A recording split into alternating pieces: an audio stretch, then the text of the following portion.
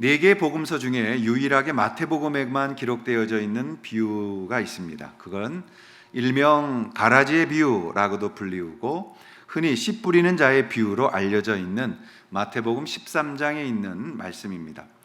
13장 24절부터 30절까지 이 씨 뿌리는 자의 비유가 나와 있는데요. 이 본문의 비유는 이렇습니다. 제자들과 예수님이 함께 길을 갈 때 밭에 있는 가라지를 보았습니다. 그래서 어떤 사람이 자기 밭에 종들을 시켜서 좋은 씨를 뿌렸습니다. 당연하겠죠. 가장 좋은 품종의 씨를 좋은 밭에 뿌리는 것이죠. 그랬는데 사람들이 잠자는 사이에 원수가 와서 그 밭에 가라지 씨를 뿌렸다는 것입니다. 그걸 몰랐죠. 이제 모르고 났는데 어느 정도 이제 기간이 지나서 계절이 돌아오자 싹이 나고 열매가 맺을 때쯤 가까워질 때 보니까 곡식밭에 좋은 씨를 뿌린 밭에 나쁜 가라지가 섞여 있는 거예요.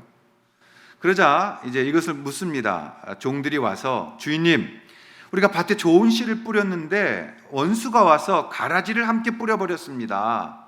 그러니 가서 저 가라지를 뽑아버리도록 하겠습니다 라고 보고를 하자 주인이 말합니다. 원수가 거기다 씨를 뿌렸구나 이렇게 말씀하시고 나서 상황을 다 파악한 듯 주인은 말하기를 내버려둬라, 가만두어라, 가라지를 뽑다가 곡식까지 뽑을까 염려된다 이렇게 말씀하세요.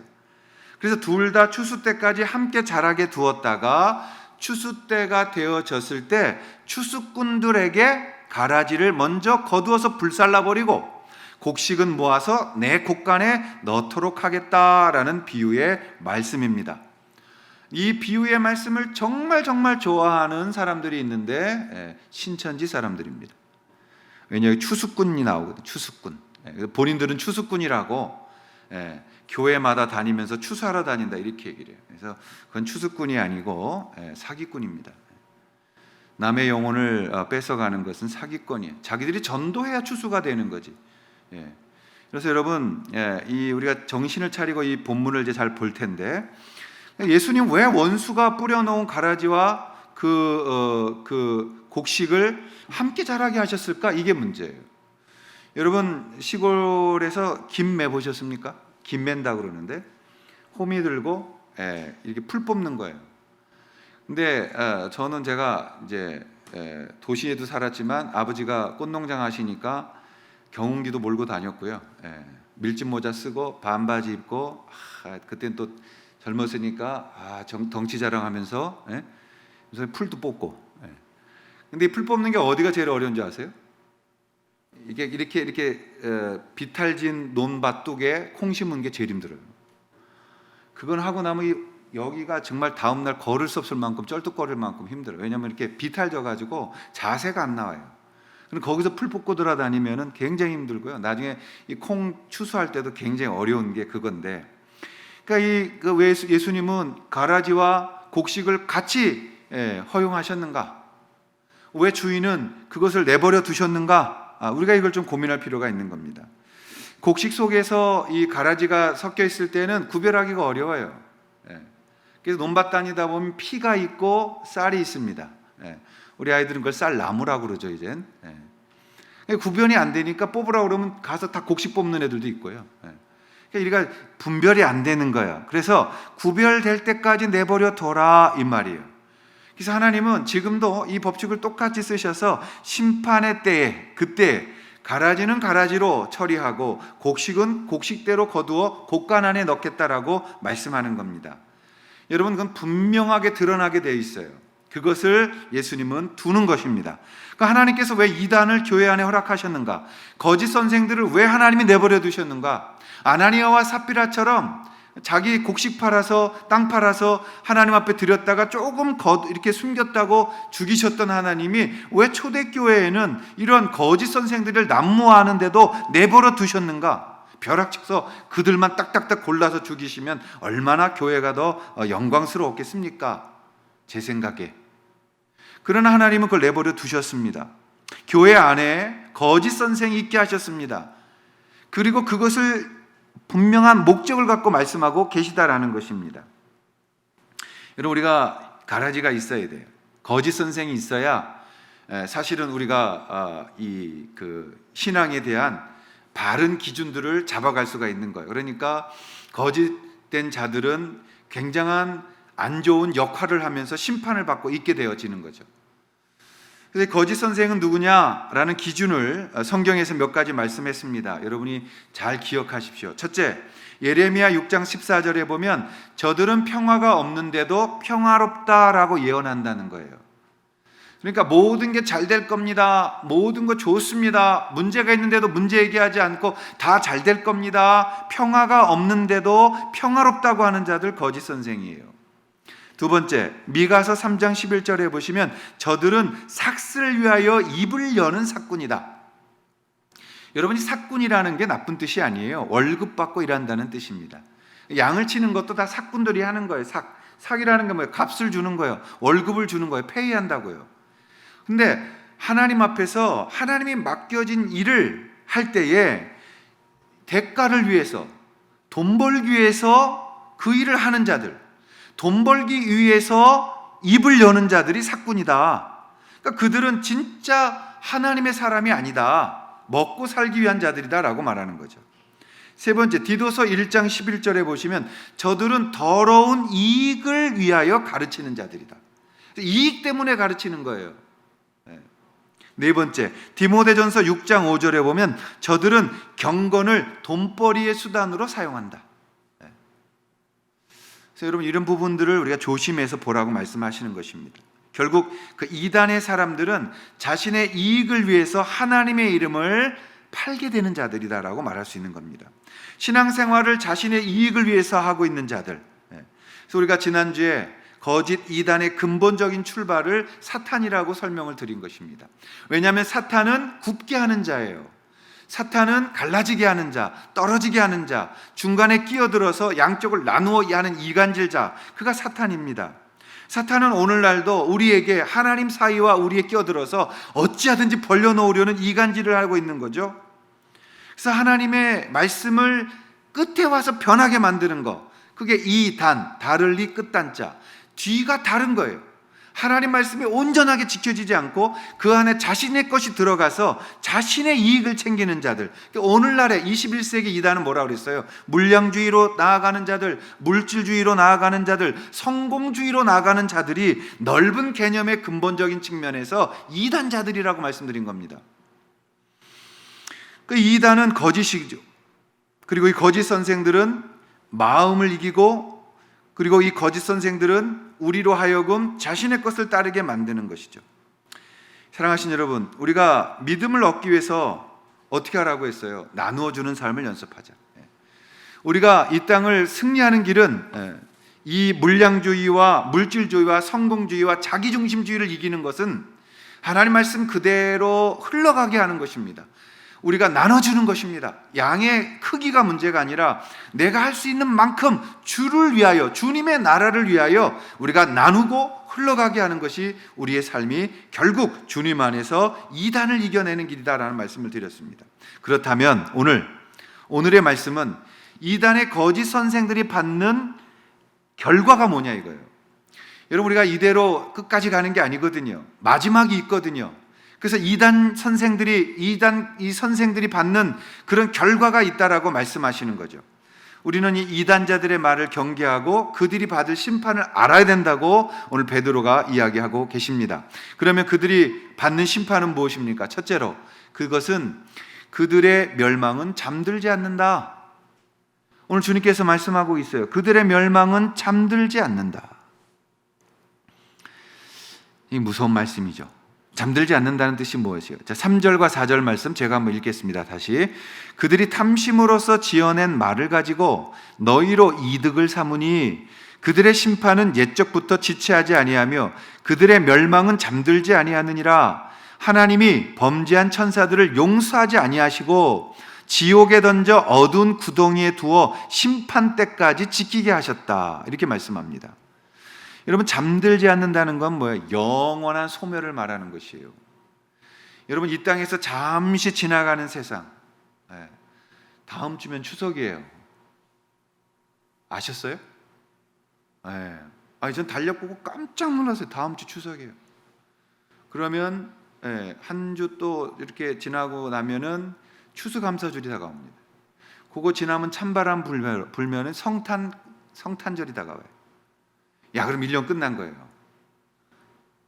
이렇게 시간이 빨리 갈 수 있나? 이런 생각을 해보게 되더라고요. 여러분, 우리가 이 땅에서 겪는 삶은 금방 갑니다. 여러분 잘 참고 계시고 잘 믿음 안에 서 계신데, 주를 위해서 주님 오실 날을 기다리는 마음으로 우리는 소망을 갖고 살아가게 되어져야 될 줄로 믿습니다. 오늘 이 영원한 심판을 그들에게 하겠다는 거예요. 그래서 그들의 멸망이 잠들지 않는다.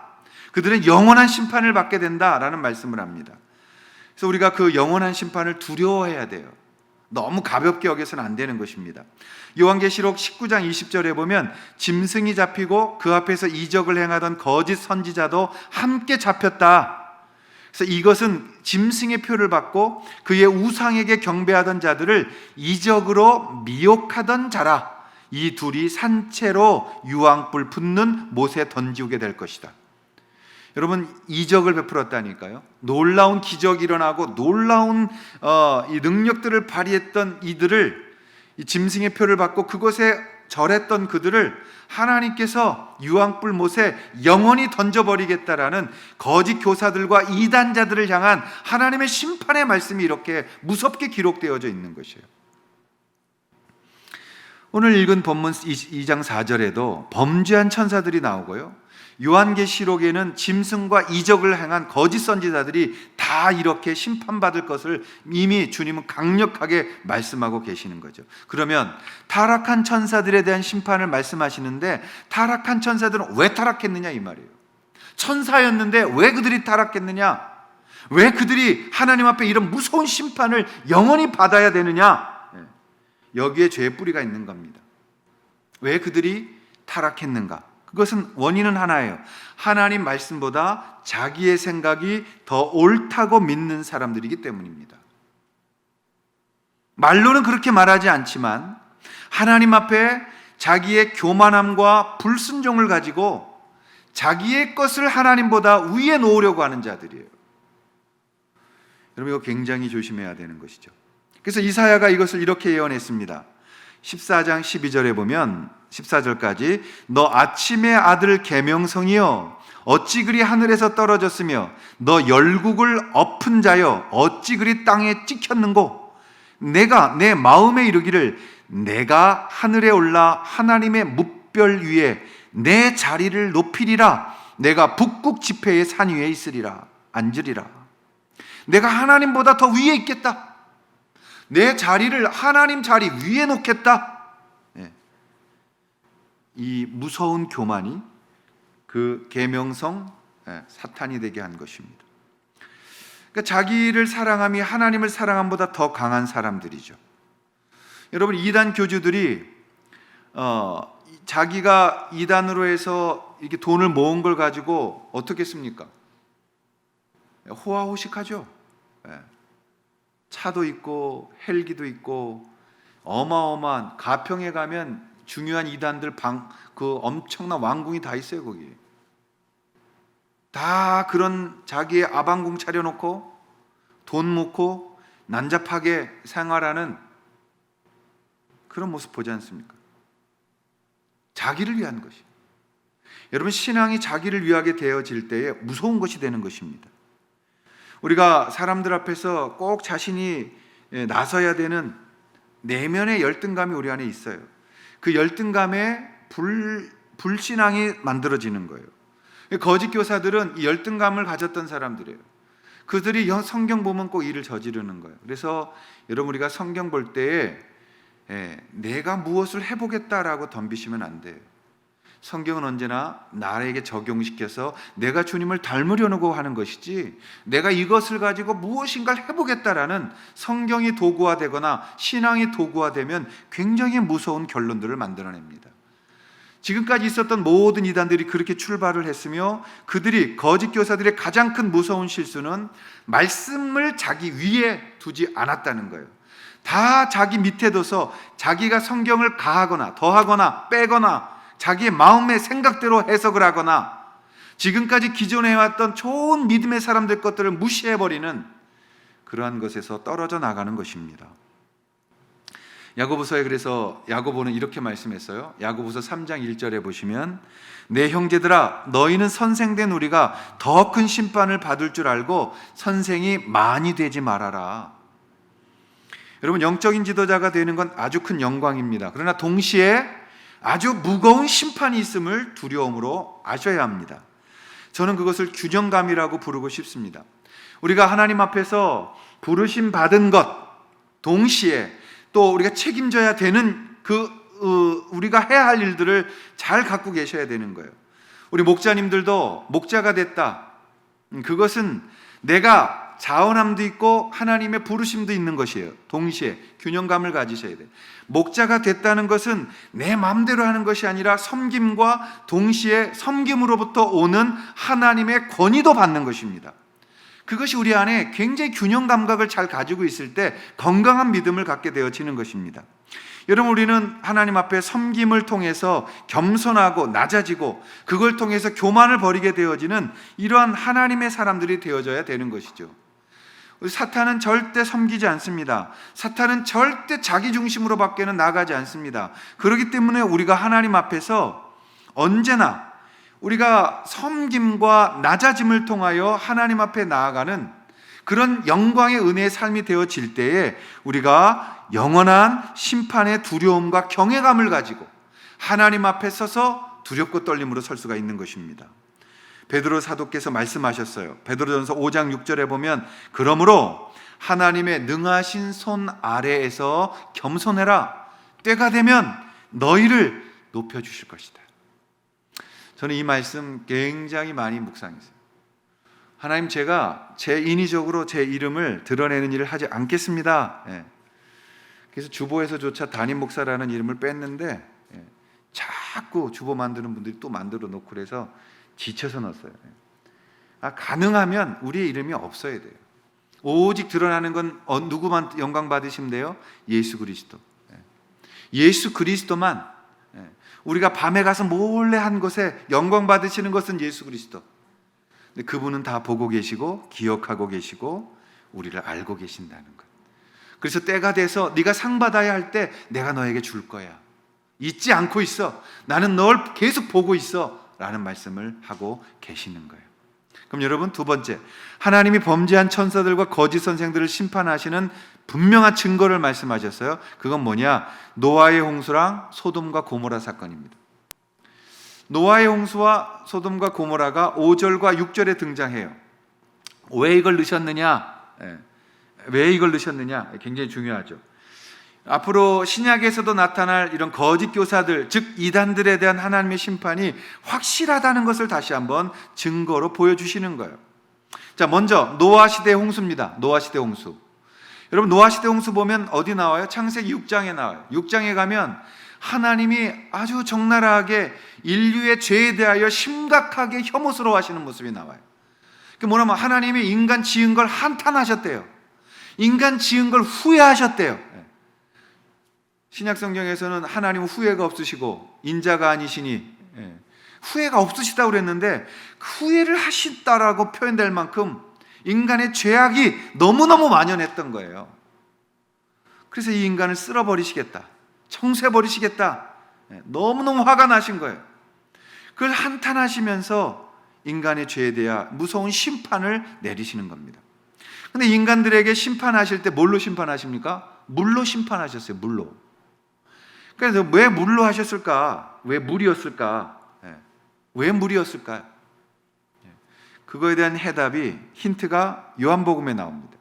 요한복음 4장에 가면 예수님과 사마리아 여인의 만남이 있어요. 그때에 물을 통하여 예수께서 사마리아 여인에게 복음을 주십니다. 그래서 물이라는 것은 인간에게 가장 중요한 거예요. 공기와 물. 그래서 여러분, 물은 보편적이면서도 가장 절대적인 거거든요. 그러니까 물이 가장 중요한 것인데 물은 또 어떤 것이에요? 구원의 도구며 생명을 이야기하는 거거든요. 그래서 물에 대해서 하나님께서 이렇게 말씀하시는 거예요. 너희들 내 은혜를 잃어버리고 니네 맘대로 살아? 니네 정말 그렇게 죄가 좋아? 내가 주었던 가장 소중한 것을 통해서 너희들 지금 뭐하고 있는 거야? 그리고서는 물을 내리시죠. 저는 창세기 6장 읽을 때 어제 제가 스스로 감정을 이입해서 한번 읽어봤어요. 창세기 6장을. 6장 1절부터 5절을 읽어보면서 뭐라 그랬냐면 제 스스로가 니네 죄가 그렇게 좋아? 실컷 먹어봐. 그리고서 물을 내리셨어요. 물을. 그래서 이 물이 심판의 도구가 되는 거예요. 생명으로 주셨던 이 물이 결국 그들에게 심판의 도구가 되어지는 거예요. 이 사마리아 여인이 예수님을 만났을 때 예수께서 물 좀 달라. 나는 물 기를 수 없다. 그러니까 예수님이 이걸 가지고 이야기를 하세요. 근데 여러분, 이 물은 기회입니다. 기회. 심판은 무엇이냐? 우리에게 주어진 기회를 놓치는 게 심판이에요. 이 땅에서 하나님이 내게 주신 기회를 놓치는 게 심판이에요. 사마리아 여인을 예수님 만나고 물 좀 달라.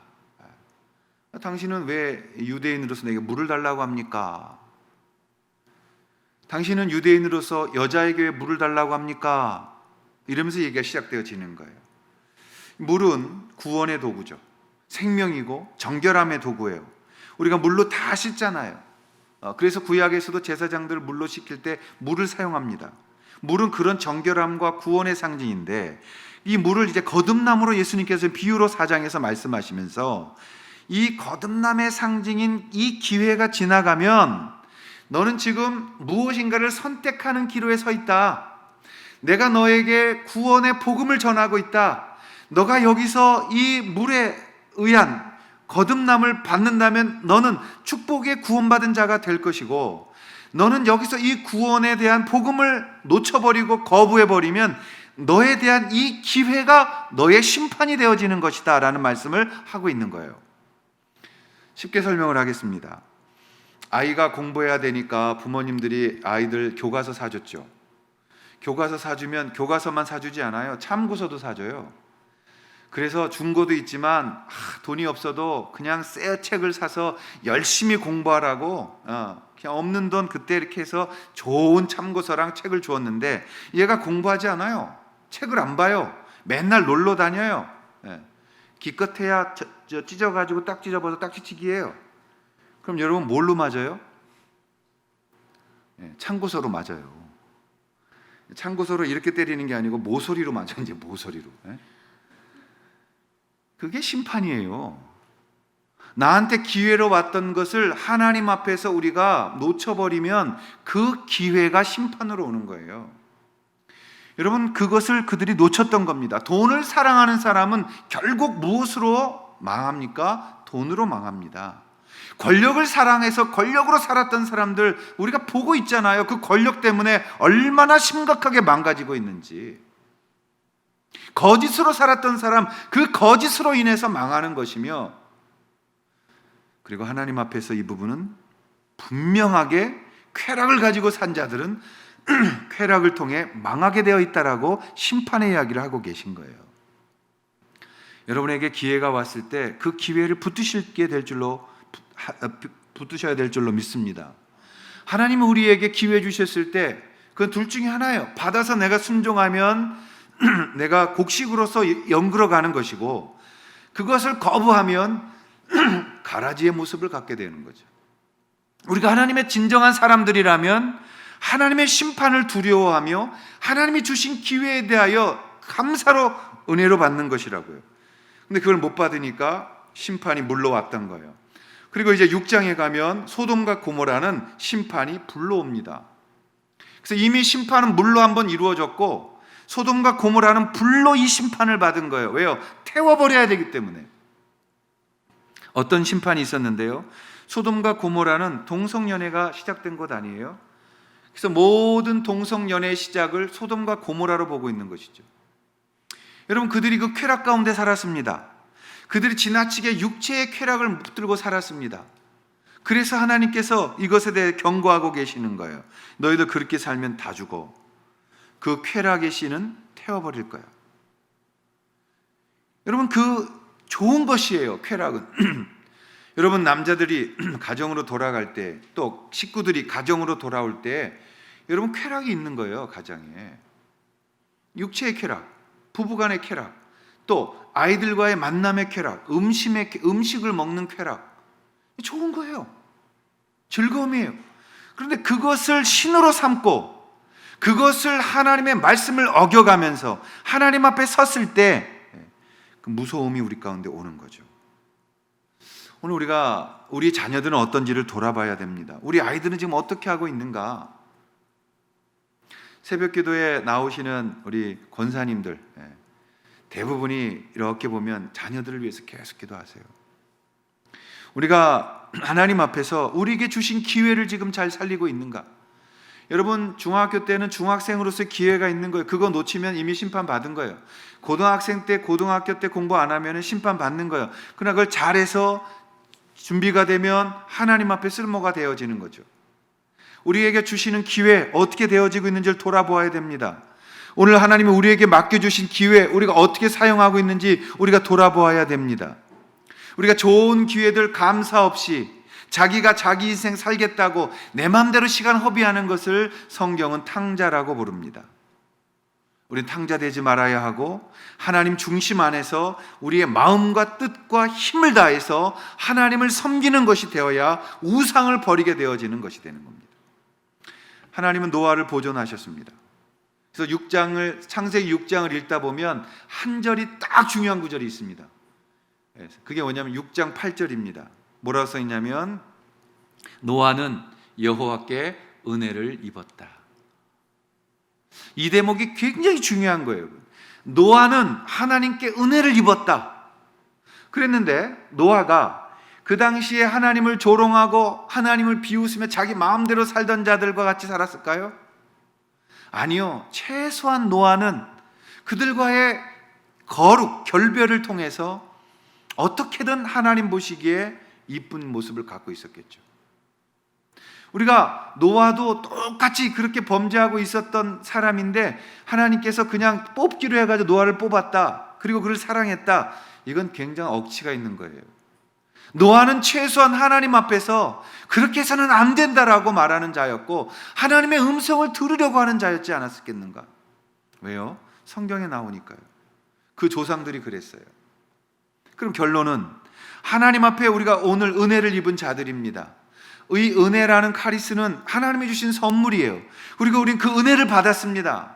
그래서 우리는 멸망할 자들처럼 살아갈 수 없는 자들이고 하나님 앞에서 우리가 이렇게 고모라와 소돔 같은 그런 인생을 살 수 없는 자들이라는 것을 성경은 말씀하고 있는 거죠. 하나님께서 당신의 이름을 넣는 거예요. 제 이름을 넣고 누구는 여호와께 은혜를 입었다. 여러분, 오늘 우리가 다 은혜 입고 여기에 와 있게 된 줄로 믿습니다. 우리가 은혜 입지 않았으면 여기 올 수가 없었을 거고 초대되지 않았을 거고 예배 드릴 수 없을 거란 말이에요. 근데 우리는 그 은혜를 어떻게 여기고 있다고요? 값싸게 여기는 겁니다. 그래서 여러분들이 예배 속에 모든 걸 태워내지 못하는 거예요. 여러분, 제일 무서운 게 뭐냐? 평범한 그리스도인으로 살아가다 죽는 거예요. 의자만 대펴놓고 왔다 가는 거예요. 그냥 이름만 올려져 있는 거예요. 교회만 다녔던 거예요. 여러분, 그건 의미가 없는 거예요. 하나님 앞에서 내게 주신 기회가 뭐냐 이 말이에요. 하나님 지금 내게 주신 내 인생을 향하신 은혜 입은 자로서 하나님 앞에 승리하는 길이 무엇이냐 이 말이에요. 저는 여러분들에게 이 말씀 드리고 싶어요. 여러분, 어떤 상황 속에서도 은혜 입은 자들은 승리하게 되는 줄 믿습니다. 그게 마지막 때 이렇게 심각한 핍박 속에서도 또 그 안에 핍박으로 못 보고 배교하면서 그 배교하는 것을 또 옳은 걸로 얘기하는 분들이 있어요. 여러분, 영적인 눈이 열리셔야 됩니다. 이제는 멍 때리면서 그냥 따라다니는 신앙생활 하시면 안 돼요. 여러분, 한 사람 한 사람이 말씀 앞에서 깨어나셔야 돼요. 누가 대신해 줄 수가 없는 거예요. 이건 우리 자녀들도 멍청 떠는 거 대신해 줄 수가 없어요. 아무리 사랑해도 멱살까지 잡고 천국 올라갈 길이 없다고요. 하나님 앞에서 우리가 은혜 받은 자답게, 은혜 받은 자로서 내 생명을 다하여 노아처럼 하나님의 일을 할 수 있을 때, 방주를 짓는 일을 받았을 때 그것이 우리의 구원의 기회가 되어지는 거라고요. 노아가 자기 손으로 지었어요. 만약에 최선을 다하지 않았으면요, 아유, 지라고 져서 짓긴 지는데 산꼭대기에 배를 왜 적으세? 이러면서 그냥 못질 대신 퉁퉁하고 구멍 났어도 냅두고, 아유, 그 그냥 모양만 베면 되는 거요. 그럼 어떻게 됐겠어요? 노아도 죽었습니다. 그러나 노아는 최선을 다해서 자기의 일을 세상이 알아주지 않아도, 누군가 나에게 칭찬해 주지 않아도, 나는 하나님 때문에 그 감사의 이 일을 하고 있기에 가족이 반대할지라도 내가 맡은 길은 이 길이야라는 그 길을 걸었던 거죠. 저는 그것이 은혜 받은 자의 삶의 고백이라고 믿습니다. 사랑하시는 여러분, 우리가 하나님 앞에 이렇게 부름받았다면 이 땅에서 우리를 태워야 되는 거예요. 후회 없이 죽을 때 어떤 후회 없고 미련도 없다라는 마음이 들 만큼 우리는 최선을 다해서 오늘의 이 시대를 살아가야 되는 것 아니겠어요? 노아가 아침밥 먹고 매일 올라가서 망치질하고 나무 캐다가 다듬어서 방주를 지었던 마음으로 오늘 우리에게 맡겨주신 그 사역을, 삶을 최선을 다해서 주님 안에서 부끄럽지 않도록 살아가는 것, 그것이 우상을 이기도록 부름받은 은혜 입은 자들의 승리하는 삶이라고 믿습니다. 오늘 여러분 인생 살면서 고통스럽죠? 여러분, 우리가 인생 살아가면서 힘들죠? 당연하다는 거예요. 왜요? 우리는 은혜 받은 자로서 이 땅에서 심판을 외치고 있기 때문에. 우리가 이 땅 살면서 다 누릴 수 없어요. 하나님을 위하여 포기할 것들이 있어야 하고, 하나님을 위해서 구별되어져야 있어야 되는 것들을 말씀하고 있는 것입니다. 그럴 때, 기회를 붙들 때마다 하나님 앞에 순종하며 나아갈 때 우리 안에는 곡식으로 연그러져 가는 삶일 것이고, 그것이 올 때마다 그것을 거부하고 내 잔머리의 생각으로 하나님 기뻐하시지 않는 것으로 나아갈 때 그것은 자신이 가라지임을 증명할 뿐입니다. 오늘 주님 안에서 거짓 신앙이 될 수 있다는 것 조심하시고, 이제 여러분 힘드시면, 인생이 어려우면 자꾸 나누세요. 저는 목사님 돈이 없어요. 아니요, 기도를 나누세요. 제가 돈으로 할 수 없지만 기도할게요. 제가 섬길게요. 제가 낮아서 할 수 있는 것들 제가 할게요. 여러분, 그게 얼마나 하나님의 영광이에요. 그 나로부터 하나님의 영광이 흘러가게 하신다면 내 가정은 변할 것이고, 우리의 교회는 변하게 될 것이고, 하나님의 나라는 이 땅에 도래할 것입니다. 그리고 그 속에서 하나님은 그 영광을 우리에게 부어주시며 날마다 더 큰 은혜로 살아갈 수 있도록 인도해 가실 것입니다. 오늘 주님 안에서 우리 사랑하는 만방샘 성도들은 다 은혜로 열매 맺으시고, 그리고 알곡이 되셔서 하나님 앞에 서는 그런 귀한 성도들로 승리하실 수 있기를 주님의 이름으로 축원합니다. 기도하겠습니다. 우리 다 함께 자리에 일어나셔서 마지막 결단 찬양, 정결한 마음 주시옵소서. 그럼에도 불구하고 함께 찬양하며 나아가시겠습니다.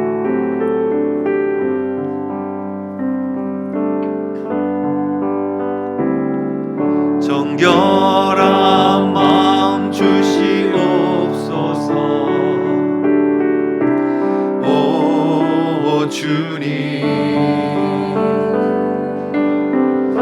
정직한 영을 새롭게 하소서. 정결한 마음 주시옵소서. 정결한 마음 주시옵소서. 오 주님, 정직한 영을 새롭게 하소서.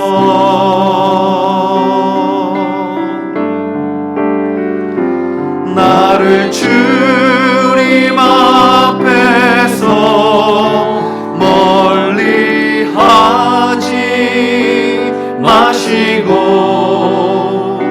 주의 성령을 거두지 마시고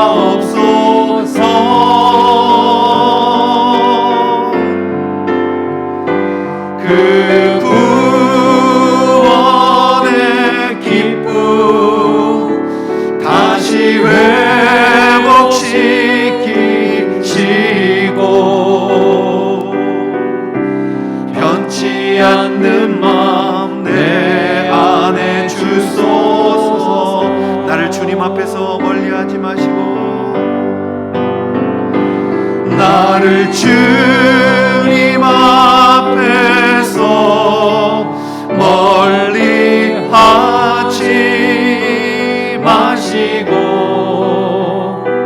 주의 성령을 거두지 마옵소서.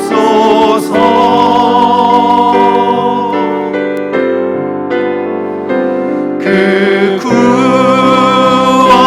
구원의 기쁨 다시 회복시키시고